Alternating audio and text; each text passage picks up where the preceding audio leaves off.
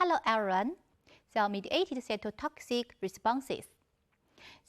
We have learned the structure of MHC, and we know the function for MHC is to present antigen.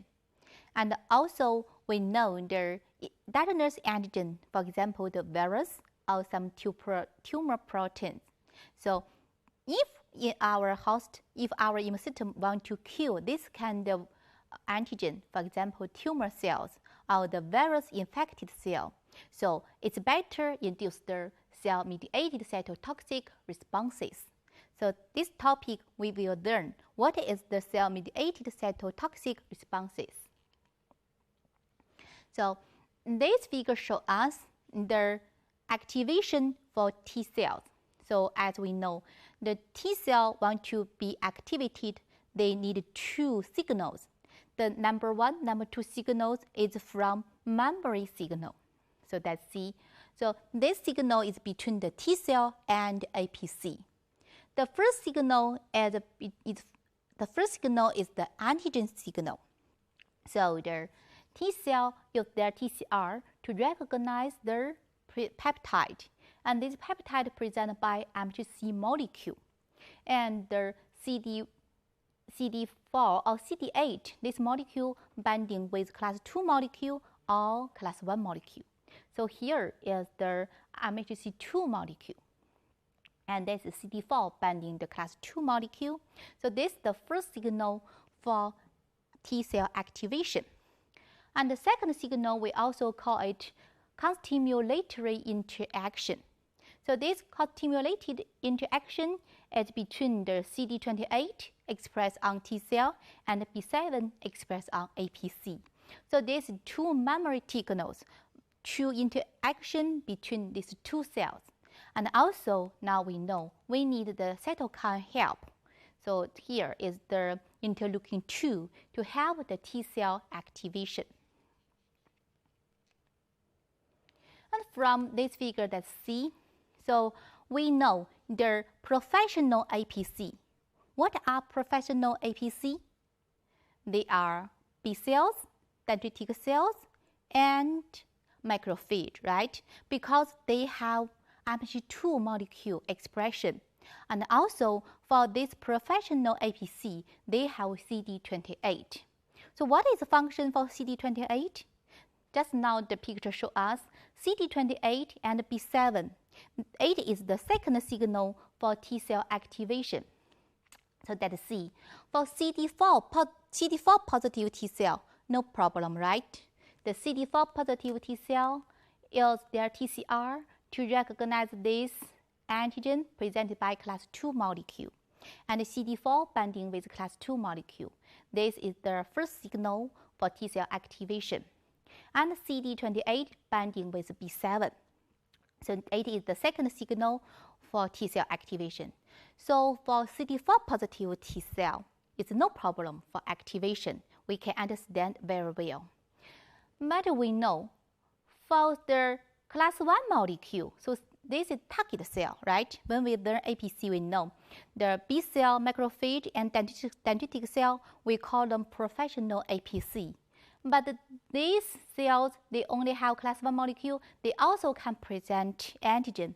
But we don't call these cells as antigen presenting cell, but we call them target cell. So this target cell also can present antigen, but they only give the CD8 positive T cell the first one signal. So the first one signal is no problem. The class 1 molecule present antigen, and the TCR recognizes antigen and a class 1 molecule, and the CD8 binding with the class 1 molecule. So the first signal is no problem. But this situation for T cell activation, they cannot get the second signal, right? So this is the problem. So we must have some stage. The naive CD8 positive T cell was activated.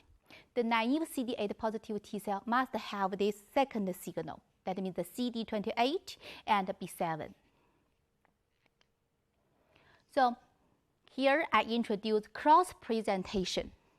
So Last section, we learned the endogenous antigen and exogenous antigen, right? We know the endogenous antigen, they pass the cytosolic pathway, right? So present antigen and express on class 1 molecule.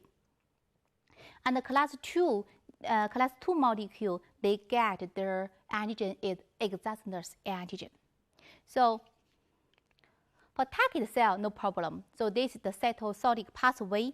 The target cell present the endogenous antigen on the cell surface. The problem is that for about the naive CD8 positive T cell, how can they get their signals? So here, the scientists found there is the exogenous antigen can present on class 1 molecule. So they think this presentation is cross presentation. So please remember, cross presentation is related to exogenous antigen.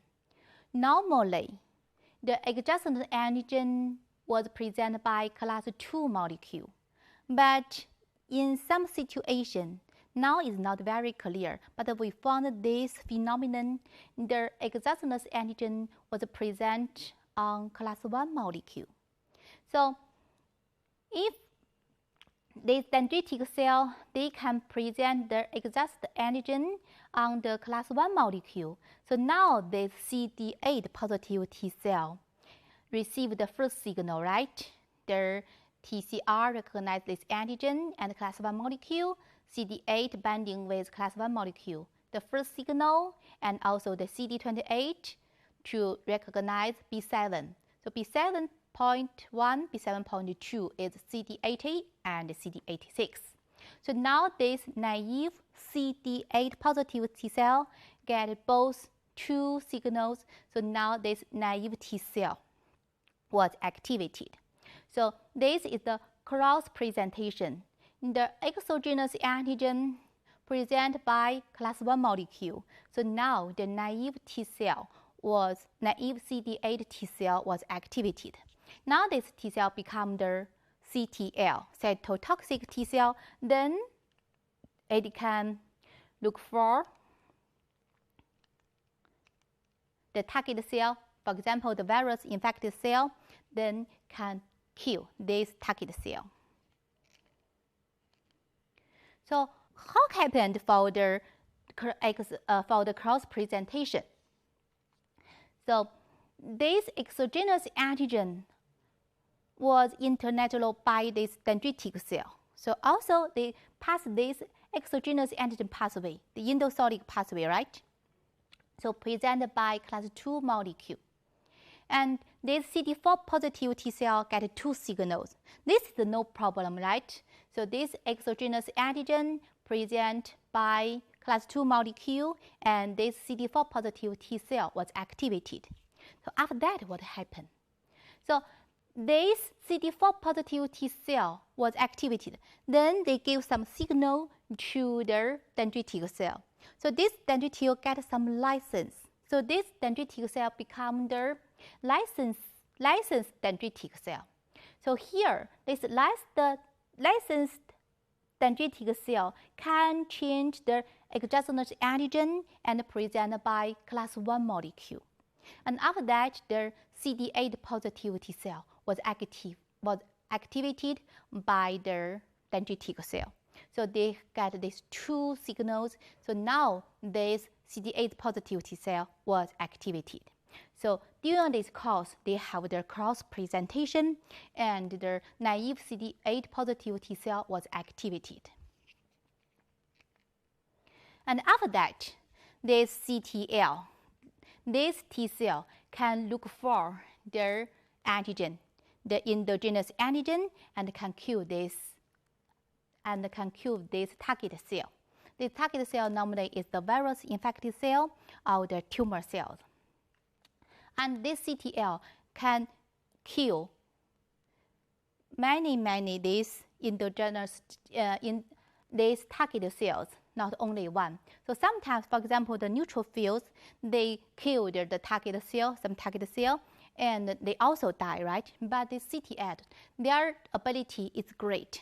So they kill one target cell, then move to second, kill the second, then move to the third, so they can continue. So their ability is very strong. So the CTL uses two ways to kill the target cell. So one is the fast-mediated killing. This is very easy to understand. So for example, the virus infected cell can express fast, or the tumor cell express fast, and the CTL express the fast ligand. So after the fast and fast ligand binding together, and they can make the cell apoptosis. The CTL also can secrete glycan B and perforin. And this perforin is like, let's think this structure. What do you think about? So is it similar like the ATC, the attract for the complement to make a PAR.